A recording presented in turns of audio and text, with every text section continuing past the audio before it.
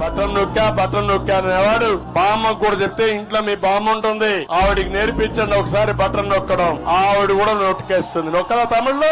దానికి పెద్ద చదువు కావాలా? గవర్నమెంట్ ఆఫ్ ఇండియా ఇచ్చారు, కానీ ఆ డబ్బులు నేను వెల్ఫేర్ కి ఇవ్వలేకపోతున్నాను. మనం హామీలు ఇచ్చాం, సూపర్ 6 చెప్పాం, చూస్తే భయం వేస్తాం, ముందు కదలలేకపోతున్నాం. మరో వంక మీ జగన్ ఎంతటి కష్టకాలంలో కూడా సంక్షేమం ఆపలేదు, ఎంతటి కష్టకాలంలో కూడా అభివృద్ధి ఆపలేదు.